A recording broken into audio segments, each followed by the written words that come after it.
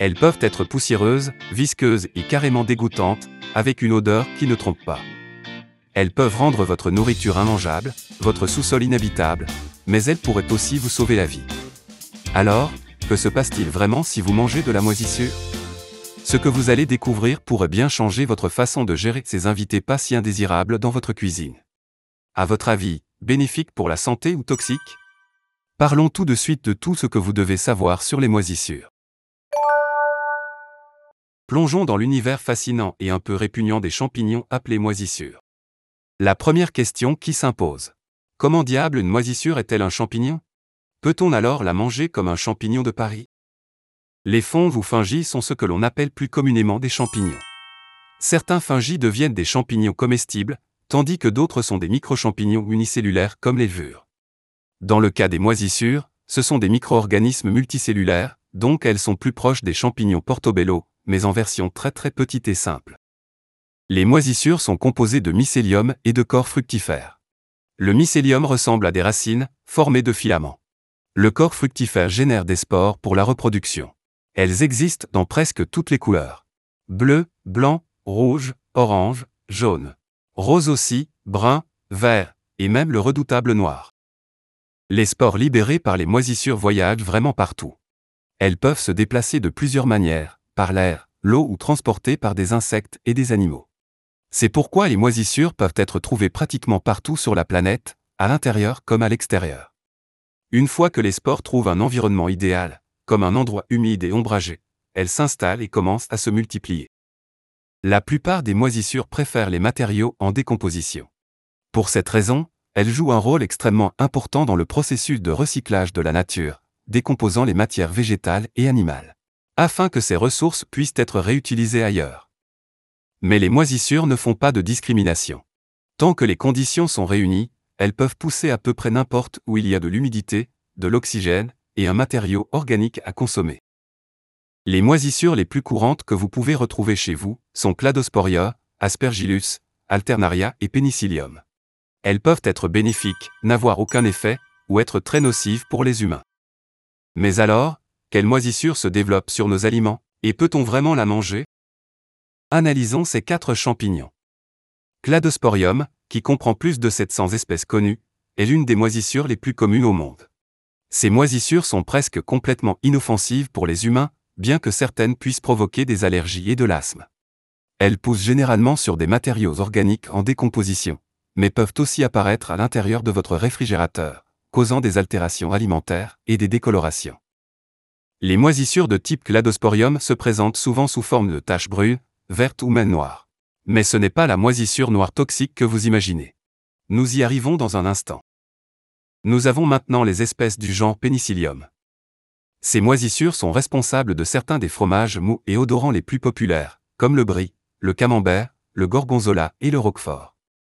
La pénicilline vous dit certainement quelque chose. Ce médicament qui sauve des vies est en fait dérivé d'une espèce appelée Penicillium chrysogenum. Aujourd'hui, la pénicilline est un antibiotique incontournable, mais avant sa découverte accidentelle en 1928, les gens mouraient régulièrement d'infections basiques. La pénicilline agit en ciblant les parois cellulaires des bactéries. Elle désactive une enzyme nécessaire au renforcement de ces parois. Les bactéries continuent de croître, mais sans une paroi robuste pour les soutenir, elles finissent par gonfler, se rompre et mourir. Quelles moisissures nous reste-t-il? Alternaria et Aspergillus. Parmi les moisissures du genre Alternaria, se trouvent de grands pathogènes végétaux, capables de décimer des cultures entières avec la pourriture noire. Si vous avez déjà vu une tache marron et molle sur une pomme, Alternaria en est probablement la cause.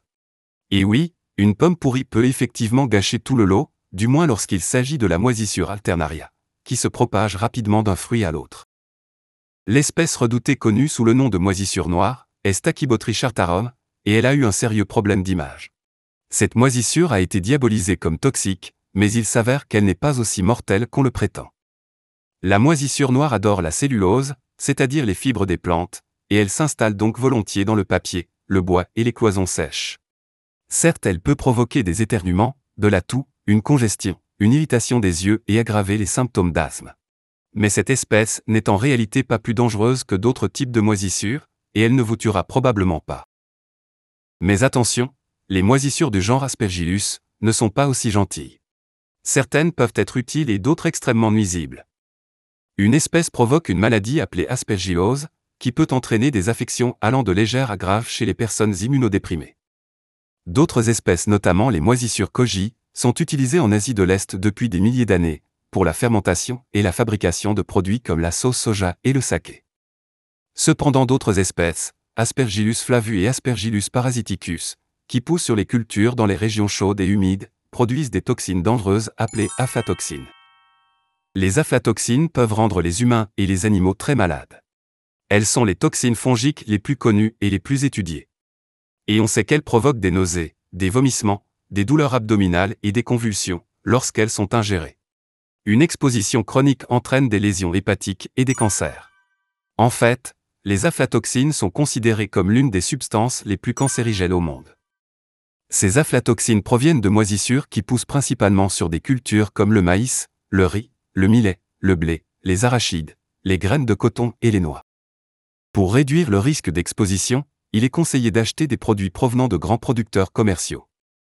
Vous est-il déjà arrivé de trouver des noix ou des amandes noires dans votre paquet? Si c'est le cas, jetez-le tout de suite, car elles sont contaminées par des aflatoxines. Évitez toutes les noix qui semblent ratatinées, moisies ou décolorées. Venons maintenant à une des questions les plus fréquentes à propos des moisissures. Est-il sûr de simplement couper la partie moisie de notre nourriture, et de manger le reste? La réponse simple est « non, pas vraiment ». Lorsque la moisissure est visible en surface, cela signifie qu'elle s'est probablement déjà propagée dans tout l'aliment avec son mycélium invisible, semblable à des racines.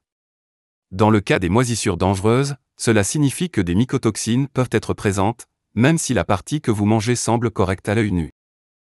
Si vous mangez accidentellement quelque chose de moisi, ne paniquez pas pour autant. Vous allez probablement bien vous en sortir.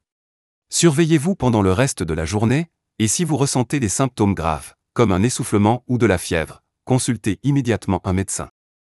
Des tentatives pour vous tuer à leur utilisation dans des médicaments salvateurs, les moisissures sont une source inépuisable de fascination. Avec environ 300 000 espèces estimées dans le monde, nous ne comprendrons peut-être jamais complètement tout ce dont les moisissures sont capables. Ce que nous savons avec certitude, c'est que les moisissures gâcheront toujours votre repas. Face à des aliments moisis, la meilleure réaction est de ne pas prendre de risques, jetez-les. La moisissure visible n'est souvent que la partie émergée d'une contamination plus vaste, potentiellement porteuse de toxines dangereuses pour la santé. En adoptant de bonnes pratiques de conservation et en restant vigilant, vous pourrez minimiser le gaspillage tout en protégeant votre bien-être. Alors, adoptez des habitudes saines pour retrouver une vie saine. Ensemble vieillissons mieux. Si vous avez trouvé cette vidéo utile, mettez un pouce levé, abonnez-vous et partagez ces précieuses informations autour de vous. En attendant de vous retrouver avec d'autres conseils pour mieux vieillir, prenez soin de vous et restez en bonne santé.